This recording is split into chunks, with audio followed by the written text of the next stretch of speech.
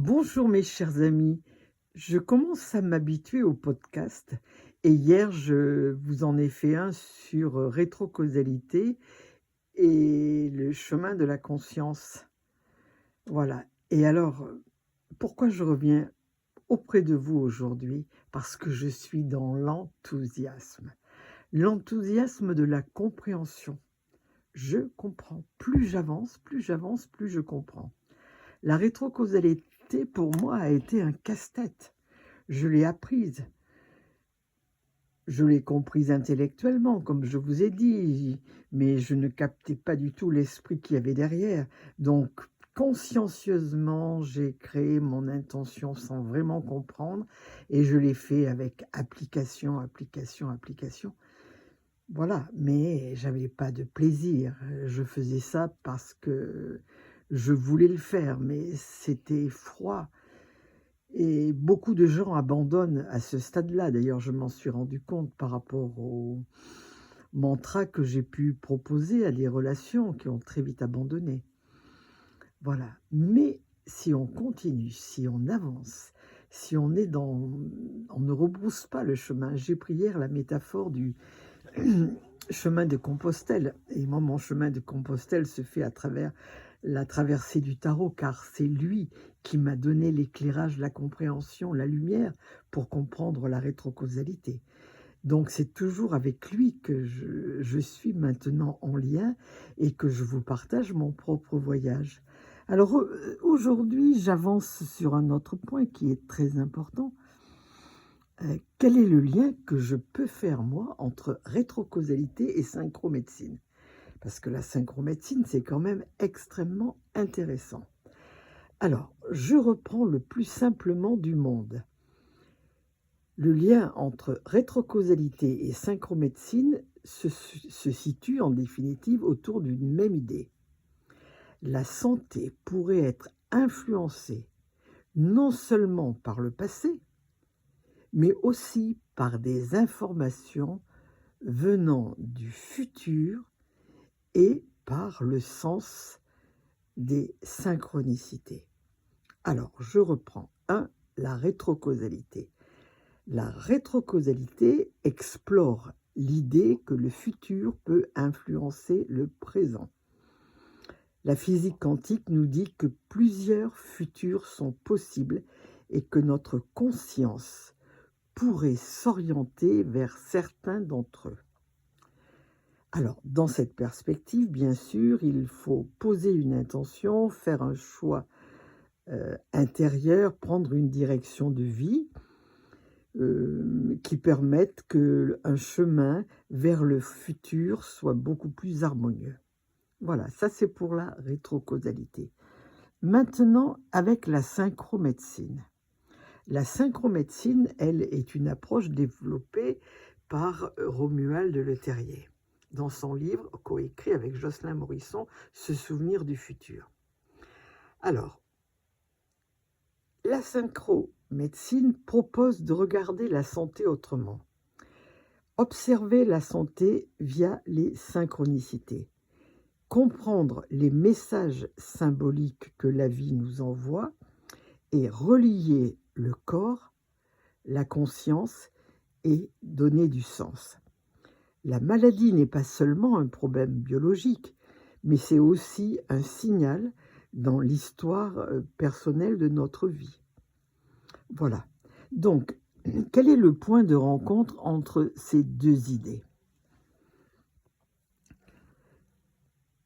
Donc, dans ces deux approches, elles se rejoignent sur une idée importante. La vie est un système d'information et de sens.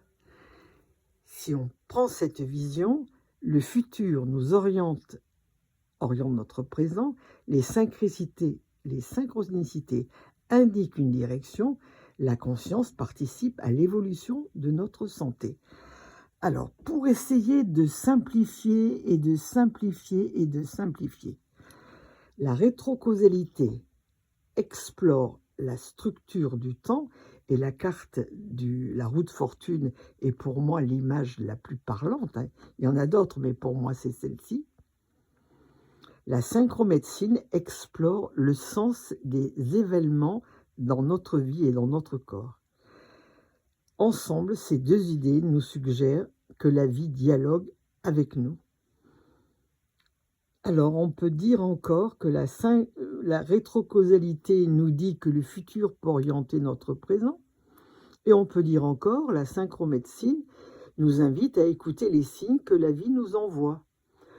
Voilà un petit peu le lien que l'on peut faire avec ces cartes. Et si on va encore plus loin et qu'on rentre avec le tarot, notamment la roue de fortune et le monde, on se rend compte que tout cela, c'est comme une cartographie symbolique de la santé et du temps. Voilà. Alors, je continue encore un tout petit peu. Lien maintenant entre tarot, rétrocausalité et synchromédecine. Je fais un pas de plus. Et on peut dire que ces trois façons de regarder le présent nous donnent la circulation du sens dans le temps. La roue de fortune, c'est le mouvement du temps. Dans le tarot, la roue de fortune représente les cycles, les retournements, les bifurcations du destin. C'est une image qui est très proche de la rétrocausalité. Le temps n'est pas une ligne figée, c'est un système dynamique où plusieurs directions sont possibles. Les synchronicités, elles, ce sont les signes sur le chemin. Carl Jung nous le précise bien. Il décrit les coïncidences qui ont un sens pour la personne qui les vit. La synchromédecine observe justement ces signes dans sa vie pour accélérer son processus de guérison. Ces synchronicités deviennent comme des repères dans la roue du temps. Et évidemment, dans la carte du monde, cela représente l'harmonie intérieure, la cohérence entre le corps, l'âme, l'esprit, et puis un sentiment d'accomplissement. On pourrait dire que c'est l'image symbolique d'un futur harmonieux. Donc tout ça est lié intimement.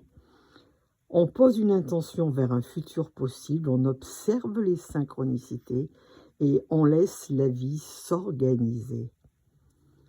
Et tout cela est très très proche des recherches de Romuald de Le Terrier et Jocelyn Morisson dans ce souvenir du futur. Et moi, je peux le transposer avec ma connaissance du tarot de Marseille. Voilà ce que je peux vous communiquer aujourd'hui. Pour moi, finalement, la rétrocausalité devient quelque chose de lumineux, de simple, de compréhensible. C'est vraiment une joie. Alors j'espère que, à travers ma démarche, mon fameux chemin de Compostelle, où moi je comprends la rétrocausalité grâce au tarot de Marseille, et que je la relie à ce phénomène magnifique de la synchromédecine, je pourrai vous éclairer. Je l'espère. Parce que plus j'avance, plus c'est clair, plus ma pensée est fluide. Et je me dis qu'au passage, vous pouvez aussi vous avoir ce sentiment très agréable de vous dire « Ah, la rétrocausalité, je comprends ce que ça veut dire. » Voilà, vous allez vous éloigner de la médecine, des scientifiques, et vous allez être vous-même dans votre propre chemin de Compostelle, avec vos moyens, avec vos recherches, avec votre expérience. Mais subitement, vous allez rentrer en lien avec cette fameuse rétrocausalité, avec la roue de fortune, la vôtre, bien sûr, pas la mienne, qui va vous parler de temps inversé, et vous allez vous dire « Ah, ouah, j'ai compris la rétrocausalité ». En tout cas, c'est le message que je veux vous faire passer. Et j'ai vraiment, vraiment du plaisir à faire ça. Je vous souhaite une bonne journée en ce 2 avril 2026. Et soyez les créateurs de votre vie.